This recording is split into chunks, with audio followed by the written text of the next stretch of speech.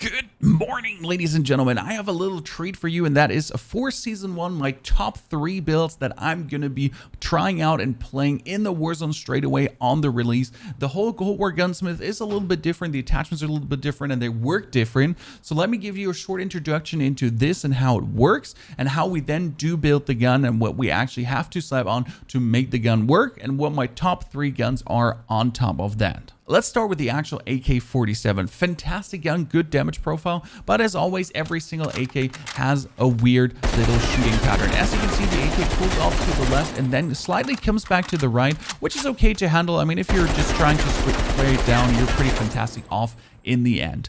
What do we put on the gun to make it work? If we're looking at the AK-47 here, I start with a Hawksmoor optic. I have not decided yet which one is my favorite Cold War optic, but the Hawksmoor feels already good. I tried the Axle Arms 3 times, but it does not really work with the AK. Makes it feel absolutely crazy, and you kind of want to play the AK-47 as a sniper support gun. I'll show you that on the actual values that the attachments add to make you aware why it is a sniper support gun, and you don't want to use it over 50 meters pretty much. Second attachment that is most important is the Spaznas RPK barrel. The Spaznas RPK barrel adds bullet velocity, effective damage range, and 11% more damage, which is crazy. And also the latest barrels actually do that to add more damage, which you really want to have to clap some jimmies. But you get minus 20% vert recoil and minus 15% horizontal recoil too, which is okay because the AK does not have any horizontal recoil. It's just vert and then the weird wobble. And you lose some also max starting ammo. So we kind of have to, with the next attachments, counter the vert and the horizontal recoil to make sure that everything is working now. But as you can see also, it's made for 57 meters kind of effective damage range, plus bullet velocity with a 735 meters per second is perfect exactly on this range. If we look through the other barrels, yes, we can get a 980 meters per second bullet velocity, but we can't really higher the effective range that much. We can higher the effective range, but we lose also bullet velocity down to 700 meters per second on 76 meters plus up to 100. That's not what you would like to do. Then we're putting on the muzzle brake to actually counter the vert recoil again, plus 4%, so we're getting better. We could also choose plus 12%, but we would lose horizontal recoil. I've tried this out. I'm not yet sure which one is my favorite one, so muzzle brake and Spaznas compensator, I will definitely experiment between these two. Then there's the perfect underbarrel. It's called the Spaznas grip. It gives you plus 6% vert recoil and plus 20% horizontal recoil. So it's kind of like if you look at all the grips, you can get even more horizontal, but that's like the vert recoil beast grip, and you only lose shooting move speed, which is fantastic. Then last but not least, we're going for the Serpent Wrap. The Serpent Wrap gives you plus 25% M down side speed, bringing you down to 225. Without that, we would kind of be at 300 milliseconds, which is still okay, but this is actually fantastic for a gun that is paired with a sniper. 225 milliseconds is like top notch. It's like SMG levels of Modern Warfare right now. We could go even lower, but we would lose some more shooting move speed, and you kind of want to still be able to move to a certain degree. That is the AK-47 to be paired with a sniper. Now, next up to an SMG. The gun I would like to show you as an SMG is one of my favorites. The Ak74u has a very good hipfire spray pattern still, considering that the amount of hipfire attachments you can actually put on in Cold War is way lower than you can in Modern Warfare. And if you shoot the gun, it is really easy to handle. Like, the iron sight is good, and the recoil is also, apart from the first beginning wobble, really manageable. So you can just shoot it really down on one space, considering that you're going to use this bad boy inside of buildings. On the gun, we have no optic, obviously, but the muzzle is here, the Spaznas compensator, with a 12% recoil control, but it gives you the horizontal recoil.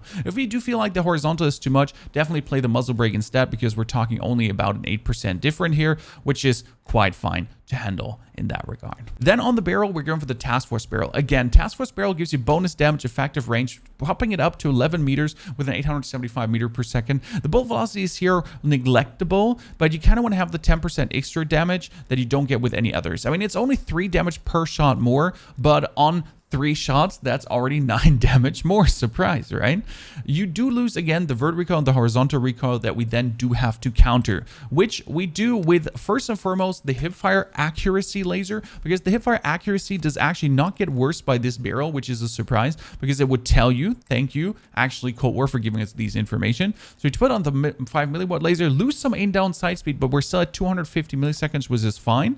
Then we actually do use the Spaznas grip. We talked about it before, giving you the absolute vert recoil and horizontal recoil control. Like here you see, you kind of work against the complete spasmless barrel. So you could consider really saying, okay, muzzle brake it is instead of the compensator. And then last but not least, the serpent wrap again to save us these 25%. There is no real faster. I mean, we would right now be at without that 324 milliseconds, and therefore now we go plus 25%. We're at 249 milliseconds, and we're absolutely frying with this. Last but not least, let me present you the new Bruin that is coming. The new Bruin is the Stoner 63. We have a really good ADS, zoom in, laser down, and you can see there's no vert recoil, there's no much horizontal recoil. We're just going in, and look at the reload speed. Bam, bam, bam, click, click, bang, and done.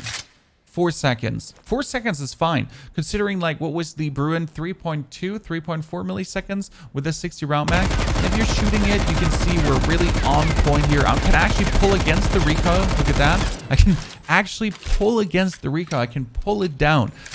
So that's how much they like. Here, see, I can just pull against the recoil. And I have really hard, like my mouse sense is extremely low. That's kind of crazy. In the Stoner, just in, no problem, clapping jimmies. Absolute laser. Now, I don't want to freak you out, but this comes as a surprise because we're taking the last task force barrel and we have 46 damage per shot, 101 effective range, plus 1,400 meters per second bullet velocity. That's kilo range bullet velocity on 100 meters effective range. We're just going to be clapping butt cheeks with that. On the muzzle, we play the muzzle brake because plus 8% seems enough to take care of the vert recoil. There was no horizontal recoil, so we just need to take care of the vert. We could do more, so I'm not sure if I want to do the 15% because the 8% already felt good enough, and actually do lose then on the 10% horizontal recoil. I need to see more testing on that. I need to play the gun and see where it goes. We're using the 3x scope. You can also go for the 4x, but I really like the standard T-post reticle on the 3x, which is actually fire. Then for the magazine, we use the fast mag because you can see without the fast mag, we do have a reload time of 6.6 seconds. With the fast mag, 4.5. We could go down on 4 seconds, but if we go down on 4 seconds, we lose movement speed, sprint movement speed, shooting move speed, aim movement speed, and aim down sight by 6%. And we're at 437 mass, which is okay for an LMG, but you really don't want to get lower than that. Then with the handle, we actually have the airborne elastic wrap. We lose some percent to fire time, which is absolutely neglectable, and shooting move speed also being lost, which is okay because of the VLK gun where we're just staying still.